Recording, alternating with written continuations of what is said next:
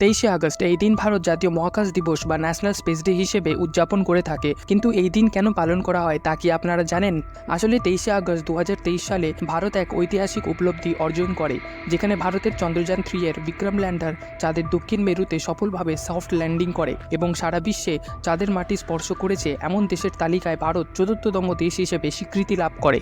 ভারত 14 জুলাই 2023 সালে চন্দ্রযান 3 নামে এক মহাকাশযান উৎক্ষেপণ করে এবং এই মহাকাশযানে বিক্রম নামে একটি ল্যান্ডার এবং এই ল্যান্ডারের মধ্যে প্রজ্ঞান নামে একটি রোভার ছিল। উৎক্ষেপণের পর চন্দ্রযান 3 মহাকাশে পৌঁছে রকেট থেকে আলাদা হয়ে পৃথিবীর কক্ষপথ থেকে চাঁদের উদ্দেশ্যে যাত্রা শুরু করে। এরপর 23শে আগস্ট চন্দ্রযান 3 এর বিক্রম ল্যান্ডারটি চাঁদের দক্ষিণ মেরুতে সফলভাবে সফট ল্যান্ডিং করে এবং ল্যান্ডার থেকে প্রজ্ঞান রোভারটি বের হয়ে আসে, যা চাঁদের মাটিতে বিভিন্ন জায়গায় ঘুরে বিভিন্ন পরীক্ষা নিরীক্ষা চালিয়ে যাচ্ছে, যার জন্য 23শে আগস্ট ন্যাশনাল স্পেস ডে হিসেবে পালন করা হয়ে থাকে। ভিডিওটি ভালো লাগলে লাইক করবেন এবং চ্যানেলটিকে অবশ্যই সাবস্ক্রাইব করবেন।